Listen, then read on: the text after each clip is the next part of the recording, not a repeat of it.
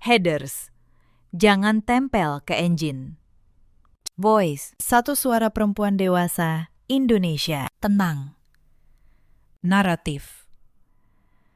Saran engine. Speed equals 1. Zero pitch equals 0. Language equals Indonesian. Jika engine mendukung global emotion. B1 to B3. Kamsedi. B4 tense menanjak. B5 tegas marah tertahan. B6 hangat lega atur manual. Body tanpa tag. Paste below this line. Malam itu, di ruang tamu yang penuh sanak keluarga, suamiku berdiri dan berkata dingin, pilih, Sari, cairkan tabunganmu, atau jual rumah ini untuk menutup utang adikku. Seisi ruangan menatapku, menunggu aku menangis seperti biasa. Tapi aku justru tersenyum, karena mereka tidak tahu satu hal. Rumah yang baru saja mereka tawar-tawar itu, Atta dan seluruh cicilannya, hanya ada satu nama di atasnya. Namaku. Halo, sahabat cerita. Selamat datang kembali di kanal ini. Jika kisah malam ini menyentuh hatimu, jangan lupa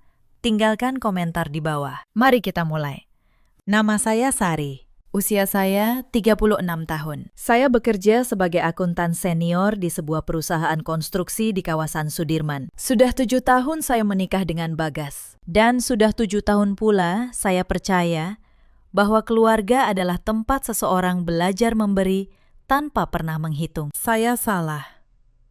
Pagi itu seperti pagi-pagi lainnya. Saya bangun sebelum matahari naik, menyiapkan sarapan, membereskan rumah, lalu bersiap berangkat kerja. Dari meja makan, Bagas berbicara dengan nada yang dibuat seringan mungkin. Sari, nanti sore kita ke rumah ibu, ya, katanya sambil menyeruput kopi. Saya menoleh dari wastafel. Ada acara apa lagi? Cuma kumpul keluarga biasa. Kumpul keluarga biasa. 3 kata itu terdengar sederhana, tapi entah kenapa, setiap kali saya mendengarnya, ada beban yang sulit saya jelaskan menyusup ke dada. Bukan karena saya membenci keluarga suami saya, justru sebaliknya. Selama ini saya selalu berusaha menjadi menantu terbaik yang bisa mereka miliki. Saat ibu mertua saya dirawat di rumah sakit 3 tahun lalu, saya yang menanggung seluruh biaya, 19 juta rupiah.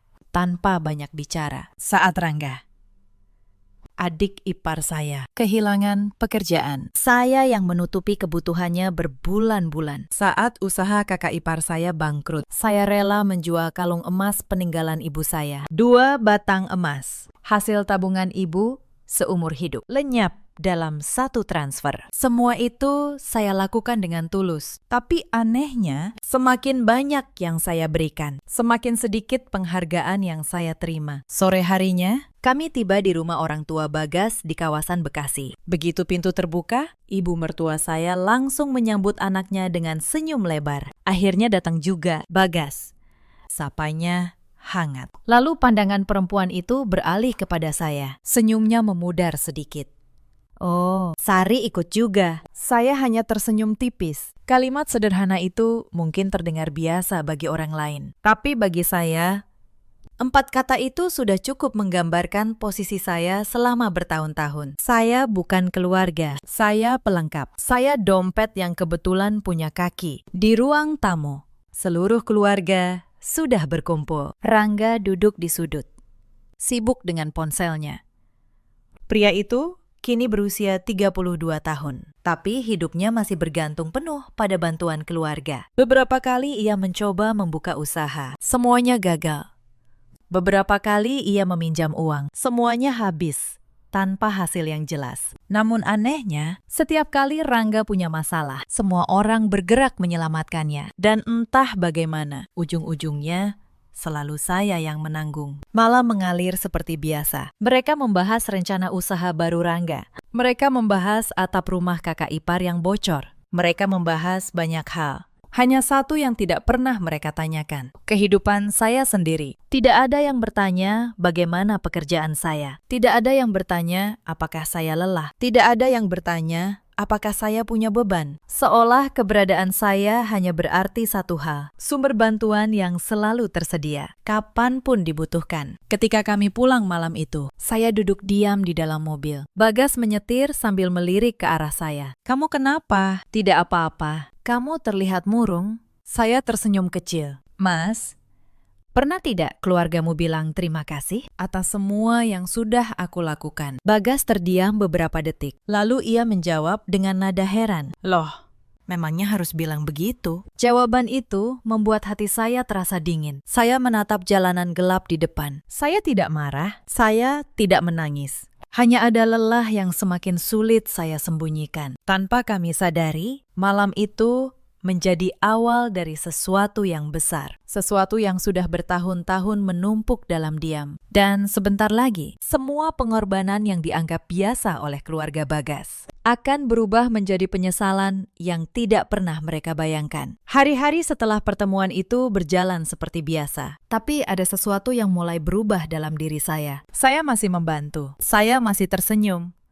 Saya masih menjalankan semua kewajiban saya sebagai istri. Tetapi perlahan, saya mulai memperhatikan hal yang selama ini saya abaikan. Setiap kali keluarga itu datang, mereka selalu membawa kebutuhan. Tidak pernah membawa kabar baik, tidak pernah membawa perhatian, dan hampir tidak pernah datang hanya untuk bersilaturahmi. Siang itu, saat saya sedang menyusun laporan keuangan di kantor, ponsel saya berdering. Nama Rangga muncul di layar. Saya menghela napas sebelum mengangkatnya. Halo, Mbak Sari, lagi sibuk, sedikit.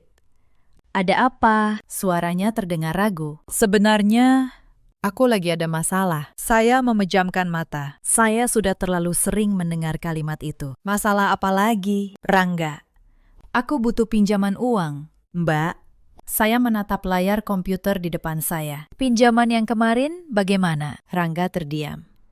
Itu. Nanti aku ganti. Nanti kapan? Nanti kalau usahaku berhasil. Saya hampir tertawa. Kalimat itu juga sudah terlalu sering saya dengar. Tapi kali ini, saya tidak langsung menjawab. Ada kejenuhan yang mulai memenuhi dada saya. Maaf, Rangga. Kali ini, aku belum bisa bantu. Hening sejenak. Lalu, suaranya berubah dingin. Hanya satu kata. Oke. Tetapi cukup membuat saya memahami isi kepalanya. Bukan kecewa, melainkan kesal. Karena permintaannya ditolak. Malam harinya, saat saya tiba di rumah, Bagas sudah menunggu di ruang tamu. Ekspresinya tidak biasa. Aku baru ditelepon Rangga, katanya. Saya langsung mengerti. Tentang uang. Iya. Saya meletakkan tas. Mas, aku sudah terlalu sering membantu. Itu adikku, Sari. Aku tahu. Kalau bukan kita yang bantu, siapa lagi?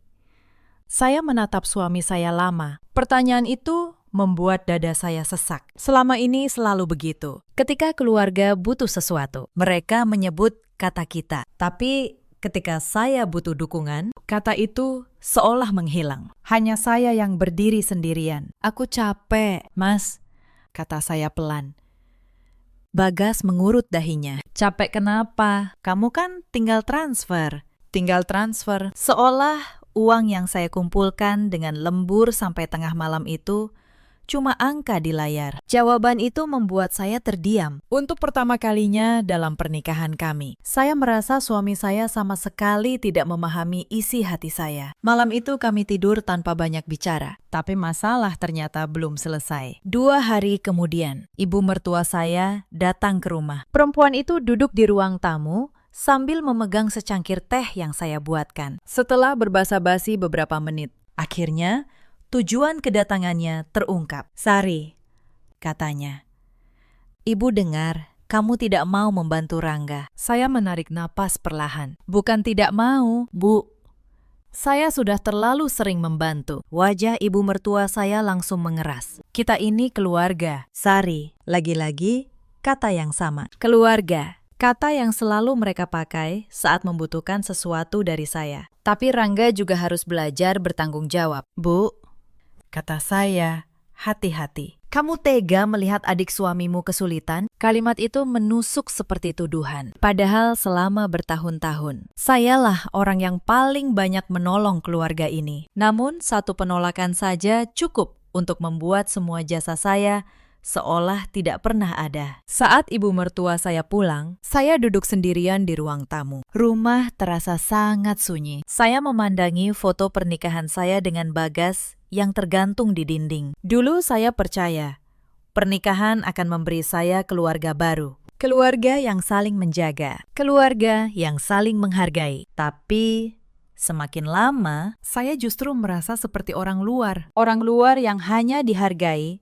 selama masih bisa memberi. Dan tanpa disadari, siapapun. Sebuah masalah yang jauh lebih besar sedang bergerak mendekat. Masalah yang akan membuat seluruh keluarga kembali memandang saya sebagai satu-satunya jalan keluar. Kali ini dengan tuntutan yang jauh lebih besar dari sebelumnya. 3 hari kemudian, sesuatu yang kecil terjadi. Tapi justru hal kecil itulah yang mulai membuka mata saya. Pagi itu, saya mencari jam tangan pemberian almarhum ayah saya. Jam yang selalu saya simpan di laci meja rias. Tapi jam itu tidak ada. Saya mencari kemana-mana. Hilang.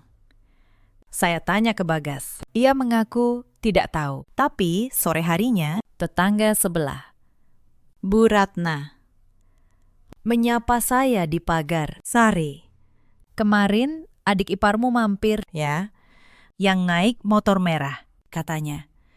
Dia masuk rumah cukup lama. Saya kira kalian ada di dalam. Dada saya langsung dingin. Rangga punya kunci cadangan rumah ini. Kunci yang dulu saya berikan dengan tulus, agar ia bisa menginap kapan saja kalau butuh. Saya menelpon Rangga.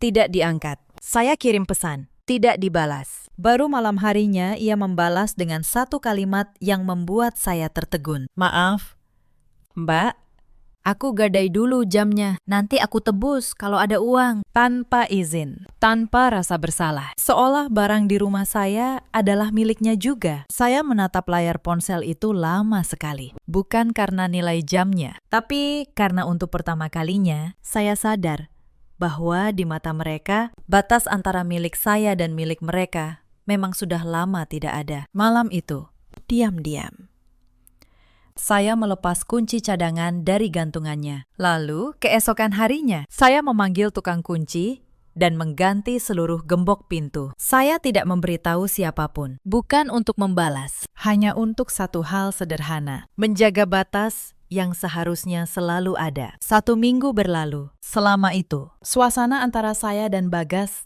terasa berbeda. Kami masih berbicara, kami masih makan bersama. Namun ada jarak yang perlahan tumbuh di antara kami. Saya mulai menyadari, setiap kali saya menolak membantu keluarganya, Bagas selalu terlihat tidak nyaman. Seolah istrinya yang salah. Seolah keluarganya tidak pernah melakukan apapun yang berlebihan. Suatu sore, saat saya sedang menyelesaikan pekerjaan, ponsel saya kembali berdering. Kali ini Bagas yang menelepon. Pulang lebih cepat, ya.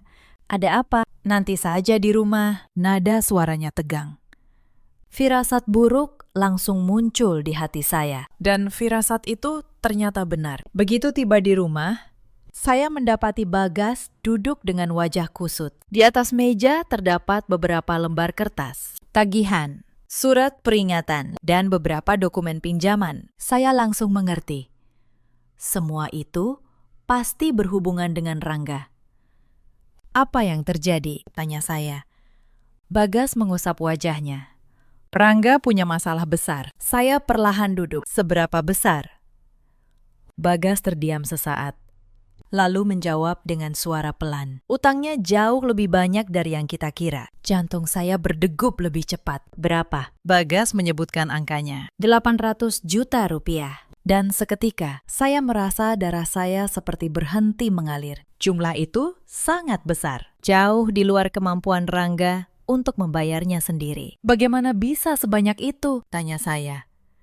Dia mencoba membuka usaha baru. Lalu, gagal lagi, kata Bagas. Saya memejamkan mata. Selalu cerita yang sama. Usaha baru, pinjaman baru, kegagalan baru. Dan pada akhirnya, orang lain yang harus menanggung akibatnya. Dia pinjam dari siapa? Banyak. Pinjaman online, koperasi, rentenir. Dan sekarang, mereka mulai menagih. Ruangan menjadi sunyi. Saya menatap dokumen-dokumen di atas meja. Sebagai akuntan, mata saya terlatih membaca angka. Dan semakin lama saya membacanya, perasaan saya semakin tidak tenang. Karena Saya tahu. Keluarga Bagas tidak akan tinggal diam. Mereka pasti sedang mencari cara. Dan pengalaman bertahun-tahun mengajari saya satu hal. Saat mereka mencari solusi, cepat atau lambat, nama saya akan muncul. Malam itu, setelah Bagas tertidur, saya membuka ponsel saya di grup keluarga besar yang selama ini jarang saya buka. Ternyata sudah ada puluhan pesan. Saya membacanya satu persatu. Dan setiap baris membuat dada saya semakin sesak. Kakak ipar menulis, untung ada Sari, gajinya kan besar. Salah seorang om menambahkan, iya, dia kan tidak punya anak, pasti tabungannya banyak.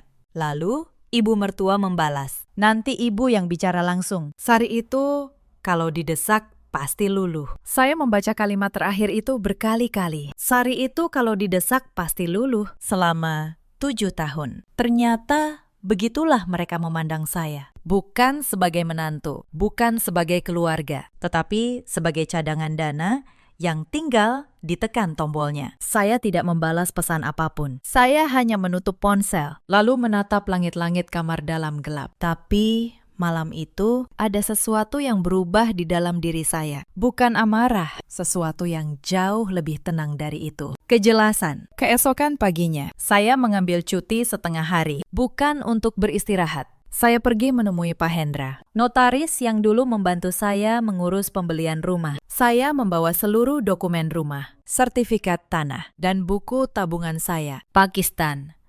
Saya hanya ingin memastikan semuanya, kata saya. Rumah ini, semua atas nama saya. Kan? Pak Hendra memeriksa berkas itu dengan teliti. Lalu, ia mengangguk. Betul, Bu Sari, akta jual beli, sertifikat. Semuanya satu nama. Suami ibu tidak punya hak apapun atas properti ini, kecuali ibu sendiri yang menghibahkannya. Dan selama ibu tidak menandatangani apapun, tidak ada yang bisa memaksa menjualnya. Saya mengangguk pelan. Dan kalau ada orang yang memakai nama saya tanpa izin, misalnya untuk berutang. Pak Hendra menatap saya beberapa saat. Itu pemalsuan, Bu. Pidana. Kalau ibu punya buktinya, hukum berdiri di pihak ibu. Saya hanya tersenyum tipis. Lalu saya mengeluarkan 1 lembar surat dari bank yang sudah seminggu ini saya simpan rapat-rapat. Pak Hendra membacanya dan wajahnya berubah serius. Simpan ini baik-baik, Bu, katanya. Ini bukan hal kecil. Saya keluar dari kantor notaris itu dengan langkah yang lebih ringan. Bukan karena masalah sudah selesai, tetapi karena untuk pertama kalinya dalam 7 tahun, saya tahu persis di mana posisi saya berdiri. Dan saya tahu, saya tidak selemah yang mereka kira. Siang itu juga, ketika saya kembali ke kantor, ponsel saya berdering dari nomor yang tidak saya kenal. Saya angkat. Suara di seberang terdengar kasar. Selamat siang. Benar ini, dengan Ibu Sari. Iya. Benar. Dengan siapa? Kami dari pihak penagihan. Bu, ada tunggakan atas nama Rangga yang ibu jadikan penjamin. Mohon segera diselesaikan. Atau kami akan datang ke alamat kantor ibu. Saya terdiam sejenak. Penjamin. Saya tidak pernah merasa menandatangani apapun sebagai penjamin Rangga. Tetapi entah bagaimana, nama dan alamat kantor saya sudah ada di tangan orang asing ini. Tangan saya sempat gemetar, bukan karena takut, tetapi karena marah. Mereka tidak hanya meminta, mereka mulai menyeret nama saya ke tempat-tempat yang bahkan tidak saya ketahui. Maaf, Pakistan, kata saya. Berusaha menjaga suara tetap tenang. Saya tidak pernah menandatangani perjanjian apapun. Kalau ada dokumen yang mencantumkan nama saya sebagai penjamin, tolong kirim salinannya, karena kalau itu dipalsukan, kita akan bertemu. Tapi bukan untuk membayar, untuk berurusan dengan hukum. Seberang telepon terdiam. Lalu, sambungan diputus. Saya meletakkan ponsel di atas meja, lalu memejamkan mata. Selama ini, saya memberi karena cinta, tapi mereka membalas cinta itu dengan menjadikan nama saya jaminan tanpa sepengetahuan saya. Sore itu, saya menyimpan rekaman panggilan, mencatat nomornya, dan memasukkan semuanya ke dalam map coklat yang sama. Map yang perlahan berubah dari sekedar dokumen rumah menjadi sesuatu yang lain. Sebuah bukti, benar saja. Keesokan harinya, Bagas menerima panggilan dari orang tuanya. Malam itu, kami kembali pergi ke rumah keluarga besar. Begitu masuk ke ruang tamu, suasananya jauh berbeda dari biasanya. Tidak ada tawa, tidak ada obrolan santai. Semua wajah terlihat tegang. Rangga duduk menunduk. Ayah mertua saya mondar-mandir, sementara ibu mertua saya tampak gelisah. Setelah semua duduk, pembicaraan langsung dimulai. Kita harus menyelesaikan masalah ini secepat mungkin, kata ayah mertua. Kreditur sudah mulai datang ke rumah, sambung ibu mertua. Rangga hanya diam. Tidak ada permintaan maaf, tidak ada penyesalan, hanya tunduk. Lalu satu persatu, mereka mulai mengusulkan cara. Menjual motor, meminjam dari saudara lain, menggadaikan sertifikat tanah ibu. Namun, jumlah utangnya terlalu besar. Tidak ada solusi yang benar-benar cukup. Sampai akhirnya, kakak ipar berbicara. Kalau semua digabungkan, masih kurang jauh. Ruangan kembali sunyi. Beberapa detik kemudian, pandangan semua orang perlahan beralih ke arah saya. Perut saya langsung terasa tidak nyaman.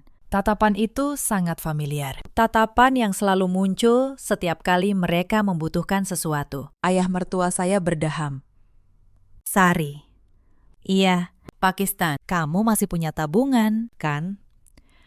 Pertanyaan itu membuat dada saya mengencang. Belum ada yang meminta secara langsung. Tetapi saya sudah bisa merasakan kemana arah pembicaraan ini. Dan yang lebih menyakitkan, Bagas hanya duduk diam. Tidak menghentikan, tidak mengatakan bahwa istrinya sudah cukup banyak berkorban. Ia hanya membiarkan semuanya terjadi. Malam itu, saya pulang dengan perasaan yang sangat berat di dalam mobil. Tidak satu pun dari kami berbicara. Hingga akhirnya, saya memecah keheningan. Mas, kalau keluargamu meminta bantuanku lagi, apa yang akan kamu lakukan? Bagas menggenggam setir lebih erat. Mereka sedang kesulitan. Itu bukan jawaban. Beberapa detik berlalu. Lalu, Bagas berkata pelan, kita lihat nanti. Jawaban itu membuat saya menoleh ke jendela. Lampu-lampu jalan terlihat kabur di mata saya. Karena, untuk pertama kalinya, saya mulai menyadari sesuatu yang selama ini tidak ingin saya akui. Mungkin selama ini saya tidak pernah benar-benar menjadi prioritas bagi suami saya. Tapi yang tidak mereka ketahui, malam itu saya pulang bukan hanya membawa luka. Saya membawa keputusan. Dan keesokan paginya, sebelum berangkat kerja, saya membuka laci tua di kamar dan mengeluarkan satu map coklat yang sudah lama saya simpan. Map yang berisi semua dokumen rumah ini. Semua. Atas nama saya. Beberapa hari kemudian, sebuah undangan makan malam keluarga mendadak datang. Undangan yang terdengar biasa. Namun tanpa disadari, siapapun malam itulah yang akan mengubah hidup mereka selamanya. Sejak menerima undangan itu, perasaan saya tidak pernah benar-benar tenang. Entah mengapa, saya merasa ada sesuatu yang sedang dipersiapkan. Bukan karena saya curiga tanpa alasan, melainkan karena selama bertahun-tahun, setiap pertemuan keluarga yang mendadak selalu berakhir dengan satu hal, permintaan bantuan. Tapi kali ini, saya juga sudah menyiapkan sesuatu. Sebelum berangkat, saya menelpon Pak Hendra, notaris yang dulu mengurus akta rumah kami. Saya hanya memastikan satu hal, bahwa semua dokumen masih sah, masih lengkap, dan masih atas nama satu orang. Saya. Pak Hendra menjawab tenang, semua aman. Bu Sari, tidak ada yang bisa mengubahnya tanpa tanda tangan ibu. Saya menutup telepon. Lalu saya tarik napas panjang. Sabtu malam pun tiba. Bagas terlihat sangat rapi saat bersiap. Sementara saya hanya mengenakan pakaian sederhana. Di sepanjang perjalanan, suasana mobil terasa sunyi. Biasanya Bagas akan mengobrol tentang pekerjaan. Namun malam itu, ia lebih banyak diam. Beberapa kali, saya menangkapnya menarik napas panjang, seolah sedang memikirkan sesuatu. Kamu baik-baik saja? Tanya saya. Iya. Kamu terlihat tegang. Mas, tidak apa-apa. Jawaban singkat itu justru membuat saya semakin yakin sesuatu sedang disembunyikan. Ketika kami tiba, semua anggota keluarga ternyata sudah hadir. Bahkan beberapa kerabat dekat yang jarang datang juga terlihat di sana. Hal itu semakin membuat saya heran. Ini terlalu ramai untuk sekadar makan malam biasa. Di meja makan, berbagai hidangan tersaji. rendang, opor. Semua orang berusaha terlihat santai. Namun saya bisa merasakan ketegangan yang tidak terlihat oleh orang lain. Setiap kali saya berbicara, beberapa dari mereka saling bertukar pandang. Setiap kali saya tersenyum, mereka tampak gugup, seolah sedang menunggu waktu yang tepat. Makan malam berlangsung hampir 1 jam. Tidak ada yang membahas utang Rangga, tidak ada yang membahas masalah keluarga. Justru itulah yang membuat saya semakin curiga. Karena biasanya, nama Rangga selalu menjadi topik utama. Setelah semua selesai makan, ibu mertua berdiri dari kursinya. Nanti jangan pulang dulu, ya. Katanya sambil tersenyum. Saya mengangguk pelan. Sekarang semuanya mulai jelas. Mereka memang ingin membicarakan sesuatu. Dan pembicaraan itu sengaja ditunda sampai makan malam selesai. Beberapa menit kemudian, seluruh keluarga berpindah ke ruang tengah. Suasana yang semula hangat perlahan berubah menjadi kaku. Ayah mertua duduk di kursi utama. Di sebelahnya, ibu mertua. Rangga duduk dengan wajah tertunduk, seperti orang yang sedang menunggu vonis. Sementara Bagas berada tepat di samping saya. Namun entah mengapa, malam itu saya merasa sangat sendirian. Ayah mertua berdaham. Ada hal penting yang ingin kita bicarakan. Tidak ada yang menjawab. Semua mata tertuju kepadanya. Kita semua tahu kondisi Rangga saat ini. Lanjutnya, kalau masalah ini tidak segera diselesaikan, akibatnya bisa jauh lebih besar. Saya hanya mendengarkan. Saya memilih diam. Karena saya ingin melihat sampai sejauh mana pembicaraan ini akan berjalan. Lalu, ibu mertua ikut berbicara. Kami sudah mencoba berbagai cara. Kami juga sudah menghitung semua kemungkinan. Tapi jumlahnya masih kurang banyak. Sambung kakak ipar. Perlahan, suasana menjadi semakin berat. Dan seperti yang sudah saya duga, satu persatu pandangan mulai mengarah kepada saya. Jantung saya berdetak lebih keras. Namun wajah saya tetap tenang. Ayah mertua kembali membuka suara. Sari, selama ini kamu selalu membantu keluarga. Kalimat itu terdengar seperti pujian. Tetapi saya tahu itu bukan pujian. Itu adalah pembukaan. Pembukaan sebelum permintaan berikutnya disampaikan. Kami sangat menghargai semua bantuanmu. Lanjutnya. Untuk pertama kalinya setelah bertahun-tahun, saya mendengar kalimat itu. Anehnya, saya tidak merasakan kebahagiaan sedikit pun. Karena saya tahu, penghargaan yang datang tepat sebelum sebuah permintaan biasanya tidak pernah tulus. Beberapa detik kemudian, firasat saya terbukti.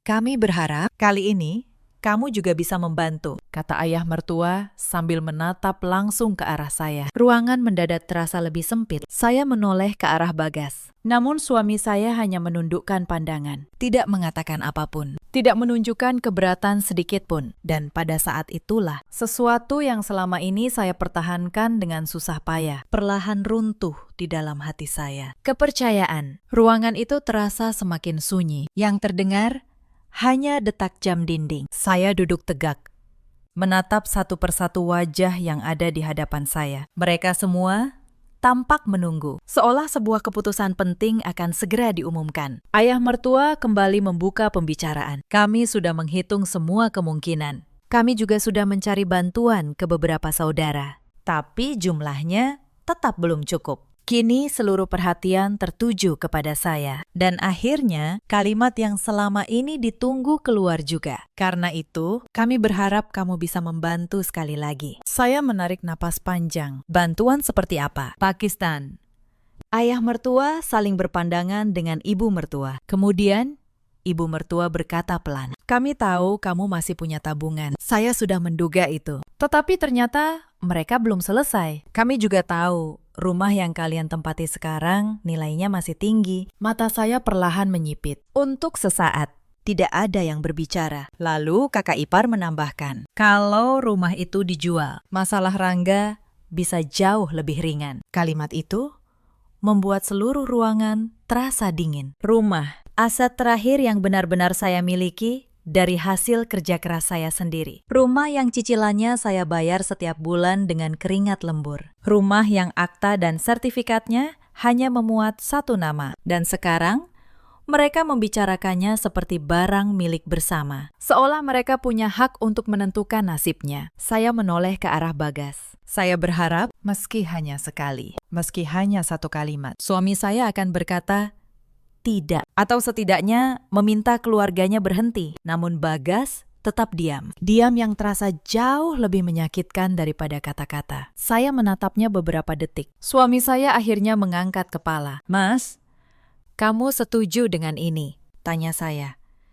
Bagas terlihat ragu. Namun, beberapa saat kemudian, ia mengangguk pelan. Rangga sedang benar-benar terdesak. Sari, jawaban itu seperti pukulan keras yang menghantam dada saya. Bukan karena uang, bukan karena rumah, melainkan karena untuk kesekian kalinya. Suami saya memilih berdiri di pihak keluarganya, bukan di samping istrinya. Ayah mertua lalu berkata dengan nada seolah menawarkan sesuatu yang wajar. Kami hanya ingin kamu membantu sekali lagi. Sekali lagi, kalimat itu hampir membuat saya tersenyum pahit. Karena selama 7 tahun terakhir, kata sekali lagi sudah diucapkan berkali-kali dan tidak pernah benar-benar menjadi yang terakhir. Ibu mertua meraih tangan saya. Kamu pasti mengerti keadaan keluarga sekarang. Saya perlahan menarik tangan saya. Wajah saya tetap tenang. Tetapi di dalam hati saya, sesuatu sedang bergerak. Sesuatu yang selama bertahun-tahun saya tahan. Kekecewaan, luka, dan rasa tidak dihargai. Semuanya bercampur menjadi satu. Lalu Bagas akhirnya berbicara. Kalimat yang kemudian akan terus diingat oleh semua orang yang hadir malam itu. Jadi pilihannya sederhana. Sari. Ruangan langsung hening. Semua mata mengarah kepadanya. Bagas menatap istrinya tanpa menyadari bahwa kata-katanya akan mengubah segalanya. Kamu bantu dengan uang. Ia berhenti sejenak. Atau jual rumahmu. Tidak ada yang berbicara setelah itu. Detik demi detik berlalu. Dan untuk pertama kalinya, tidak ada rasa sedih di dalam hati saya. Tidak ada tangisan. Tidak ada kemarahan. Yang tersisa hanya ketenangan yang sangat dalam. Ketenangan yang muncul ketika seseorang akhirnya mencapai batas terakhir kesabarannya. Perlahan, saya menyandarkan tubuh ke kursi. Mata saya menyapu seluruh ruangan. Ayah mertua, ibu mertua, Rangga, kakak ipar, dan terakhir, Bagas. 7 tahun pengorbanan berputar di dalam kepala saya. Semua bantuan, semua pengorbanan, semua pengabaian. Malam itu, saya akhirnya memahami satu hal. Apapun yang saya berikan tidak akan pernah cukup. Karena masalah sebenarnya bukan jumlah bantuan yang mereka inginkan. Masalahnya adalah mereka sudah terbiasa menganggap pengorbanan saya sebagai kewajiban. Keheningan memenuhi seluruh ruangan. Semua orang masih menunggu jawaban saya. Mereka tampak begitu yakin bahwa pada akhirnya saya akan mengalah seperti biasa. Mungkin mereka mengira saya akan menyerahkan tabungan. Mungkin mereka mengira saya akan menjual rumah. Atau mungkin mereka mengira saya akan menangis dulu sebelum akhirnya setuju. Karena selama ini memang selalu begitu. Saya yang berkorban, saya yang mengalah, saya yang menyelamatkan keadaan. Namun, malam itu berbeda, sangat berbeda. Perlahan, saya mengangkat kepala. Tatapan saya berhenti pada Bagas. Pria yang selama 7 tahun saya cintai sepenuh hati. Pria yang selama 7 tahun selalu saya bela di hadapan siapapun. Pria yang selama 7 tahun tidak pernah benar-benar membela saya saat berhadapan dengan keluarganya sendiri. Suara saya terdengar tenang. Mas, kalau aku tidak memilih keduanya, bagaimana?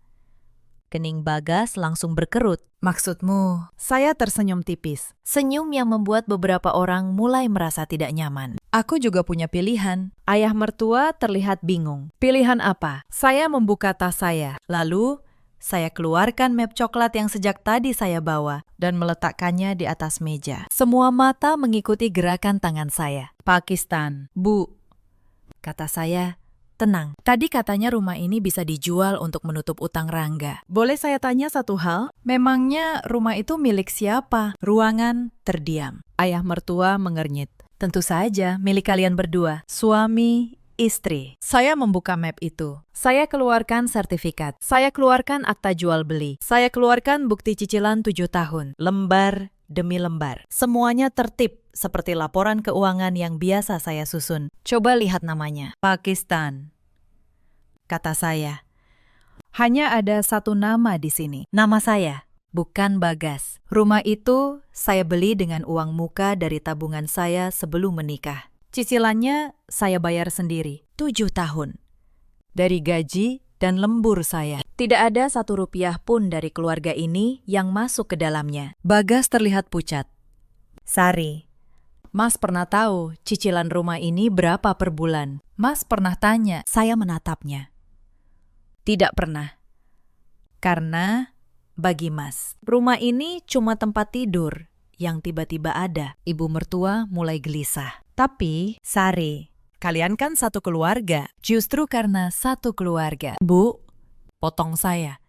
Saya berharap satu keluarga itu juga melindungi saya, bukan menjual saya. Saya kembali menatap dokumen-dokumen itu. Lalu, saya berkata pelan, tapi jelas. Dan ada satu hal lagi yang Bapak dan Ibu belum tahu. Saya mengeluarkan selembar kertas terakhir dari dalam map. Sebuah surat dari bank. 3 bulan lalu, ada pengajuan pinjaman atas nama saya. Nominalnya 100 juta. Tapi saya tidak pernah mengajukannya. Setelah saya telusuri, tanda tangan saya dipalsukan. Dan pengajuan itu diajukan dari nomor dan alamat yang sama dengan tempat Rangga tinggal. Seketika, seluruh ruangan membeku. Rangga mengangkat kepala dengan wajah pucat pasi. Ayah mertua menoleh ke arah anaknya dengan ekspresi tidak percaya. Ibu mertua menutup mulut dengan tangan. Sementara Bagas menatap adiknya, lalu menatap saya.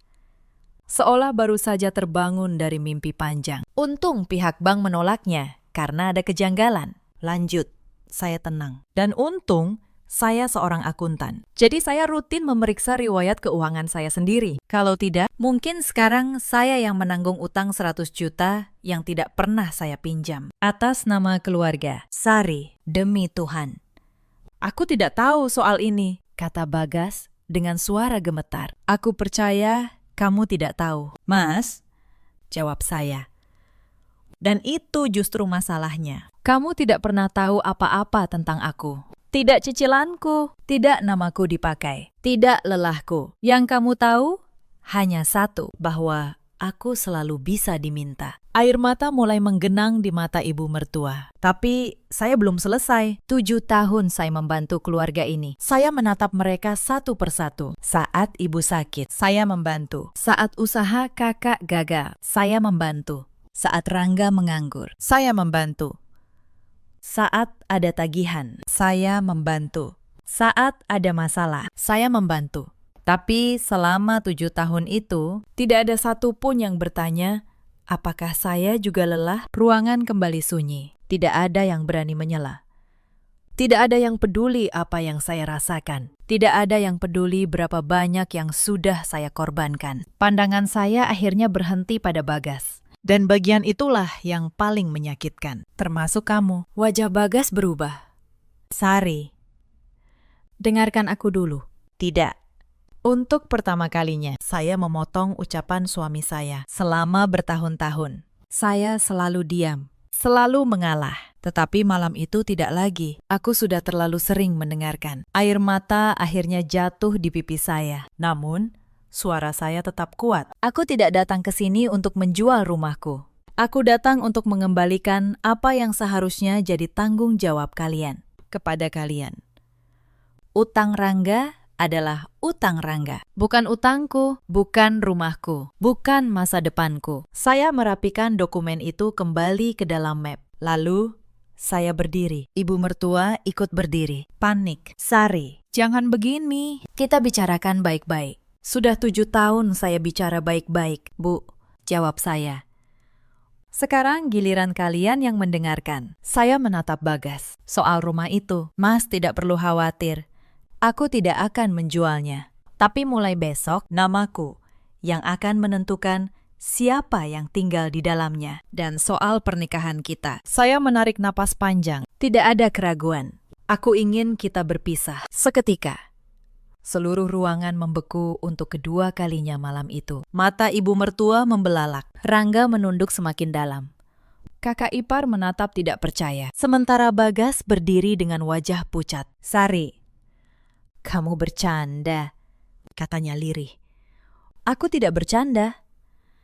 Mas, justru aku sangat serius. Kamu mau menghancurkan rumah tangga hanya karena masalah ini? Suara ibu mertua bergetar marah. Saya tersenyum pahit.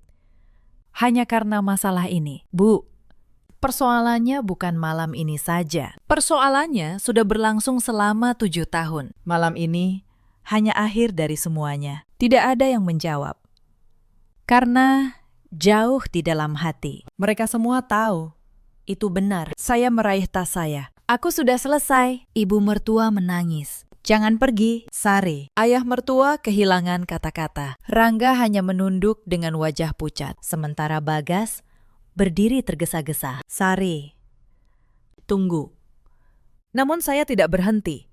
Saya sudah terlalu lama menunggu perubahan yang tidak pernah datang. Saya sudah terlalu lama berharap dihargai oleh orang-orang yang hanya melihat saya saat membutuhkan sesuatu. Malam itu, untuk pertama kalinya dalam 7 tahun, saya memilih diri saya sendiri. Dan ketika langkah saya meninggalkan rumah itu, seluruh keluarga Bagas hanya bisa berdiri diam. Karena mereka akhirnya menyadari satu hal, orang yang selama ini selalu mereka andalkan ternyata sudah mencapai batas terakhir kesabarannya, dan tidak ada seorang pun yang mampu menghentikannya lagi. Malam setelah kejadian itu menjadi malam terpanjang dalam hidup Bagas. Ia mencoba menelpon saya berkali-kali. Tidak ada jawaban. Ia mengirim pesan. Tidak saya balas. Untuk pertama kalinya sejak menikah, Bagas merasakan ketakutan yang belum pernah ia rasakan. Bukan takut kehilangan uang, bukan takut kehilangan harta, melainkan takut kehilangan seseorang yang selama ini selalu ada di sisinya. Seseorang yang kehadirannya terlalu sering ia anggap biasa. Hari-hari berikutnya berjalan cepat. Saya benar-benar menepati ucapan saya. Saya mengajukan gugatan cerai. Tidak ada amarah. Tidak ada keributan. Tidak ada balas dendam. Hanya keputusan yang sudah dipikirkan matang setelah bertahun-tahun memendam luka. Soal utang Rangga, saya menyerahkan satu hal kepada pihak yang berwenang. Bukti pemalsuan tanda tangan saya. Bukan untuk menghancurkan siapapun, tetapi agar nama saya bersih dan agar mereka belajar bahwa setiap tanda tangan punya pemilik dan setiap utang punya penanggung jawab. Kali ini, keluarga itu harus menghadapi sendiri apa yang selama ini selalu saya tutupi. Ketika Bagas menerima surat resmi gugatan itu, tangannya gemetar. Ia masih tidak percaya semuanya bisa berakhir seperti ini. Ia mendatangi saya, memohon untuk berbicara. Namun saya hanya menatapnya dengan tenang. Tatapan yang dulu penuh cinta, kini terasa sangat jauh. Sari, aku minta maaf, katanya.